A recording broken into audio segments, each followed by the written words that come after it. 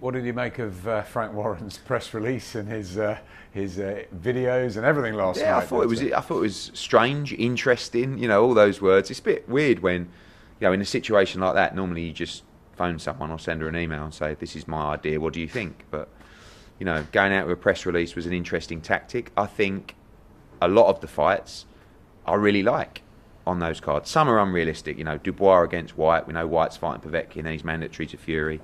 We know Usyk's fighting Chisora, and we know Joyce and Dubois are fighting. So, but some of them are great matchup. I love Buatsi against Yarde. You know, it's quite difficult, Adam, because to the outset, to fans are like, yeah, let's go. And then we know that last week, you know, even on fight week itself, we received, or the board received, 3 or 4 emails of complaints from Queensbury about Matchroom, you know, on various different subjects, trying to sabotage or affect our fight camp week. So sort of part of me feels like, you know, the legal letters that we get after every interview, I don't want to really work with you, to be honest with you. You do your thing, we'll do ours. But I do also understand that fans want to see great fights, and you know, if there's a fight to be, I think we need to focus initially on getting that Fury-Joshua fight made. And actually, I think a lot of the fights that were listed will fall within that card itself, you know, so that would be a good start.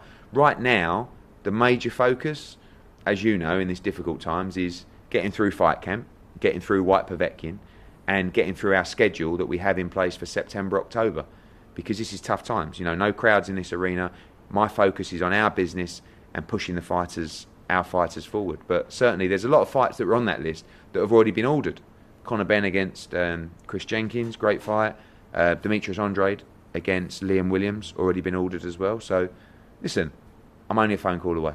There are possibilities. Yeah, for sure. Always possibilities. I mean, look, you know, again, like personally, having known, you know, the complaints, the legal letters, you know, the backwards and forwards, and looking at their bank account in their last published accounts makes me go, no thanks, you do your thing and I'll do mine.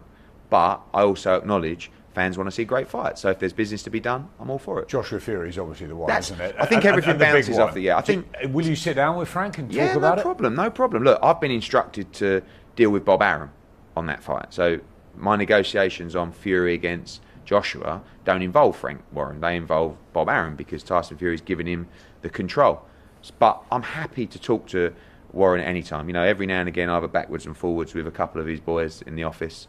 You know, no problem. Honestly, it's fine.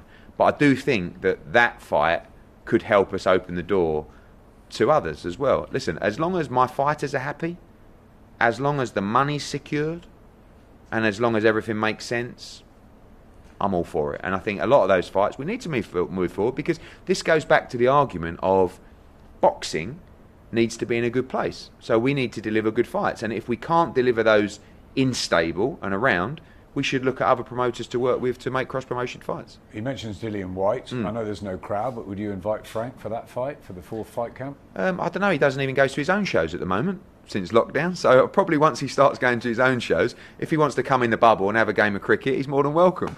But AJ will be there as well, and I think Fury's asked to go as well to that Dillian Whyte fight. Someone told me. So really, like, I think the poster looks great. I guess they've worked on that in the last few months of lockdown.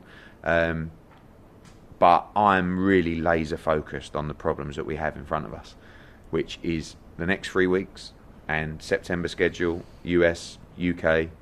Got a big international fight card announced soon in a country where we've never staged a fight before, but always open to good business. And that's what we do, good business.